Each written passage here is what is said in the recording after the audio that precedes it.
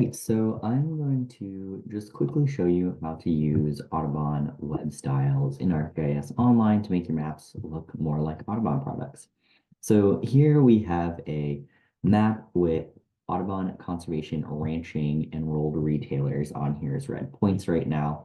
And then I've also got a layer with the states that have retailers in it, and then a general states layer.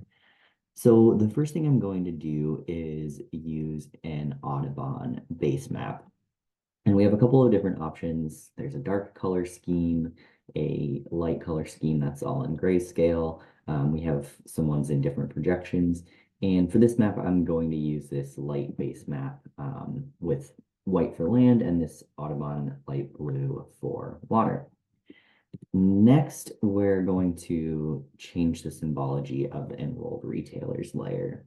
So right now we're just seeing a point for every retailer, but I actually want to use a different symbol for different retailer types. So in my symbology, I'm going to switch the field here to type, and then that'll give me the option to use unique symbols for each of my enrolled retailers based on the retailer type.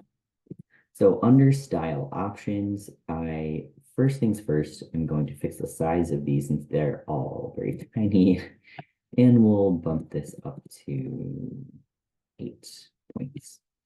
All right, great. And then we're going to change the colors of these so that they are Audubon colors.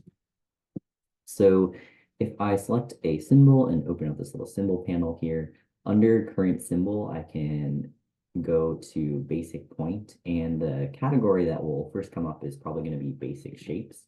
But if you're signed into your Audubon account, you should be able to scroll down, and under vector symbols, you'll be able to select Audubon web styles. So we can just quickly switch these points to Audubon colors using that option. Okay, actually I'll go blue. And these ones can get evergreen. We'll bump our butcher shops up here and get these ones this color and switch our butcher shop to a nice cone flower. All right, and the colors are better, but of course the state colors are still a little too bold. So we can switch these to Audubon colors as well, going through that same flow of opening the symbol panel, and under our symbol category, we'll see an option for Audubon web styles. So let's try this light gray. And yeah, that's nice and subtle, but we do want to give it an outline. And I'll give it an outline that's the same color as the fill, but just a little darker maybe. So I just pulled up that color that appeared right in my little box because I had just clicked it down here. And I can just shift this down a little bit, be a little darker, and we'll give it a narrow width of 0.5. And yeah, that's nice and subtle. I like that. And then we'll just fix the other state layer so that it works as well.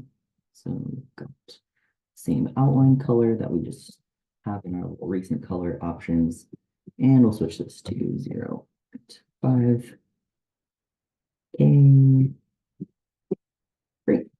And this is looking a lot cleaner. I don't like how these red points are all overlapping a ton. So we're going to go ahead and go back into the symbology for that layer. And under symbol style, from this option up here, we can change the effects of all of the symbols.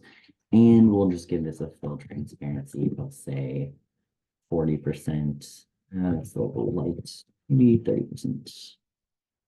Okay. And that is a little better in our overlaps. And so, yeah, this is looking a lot better and a lot cleaner and a lot more like other Audubon products. And if we zoom into this area, we can,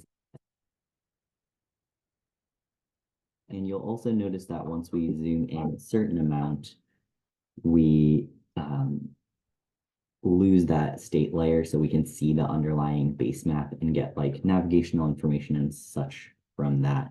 And that is just an effect that's up here in the properties. You can control the visibility of your map. So this map is going to get embedded in a dashboard that lets people explore retailers located near them. And that's all.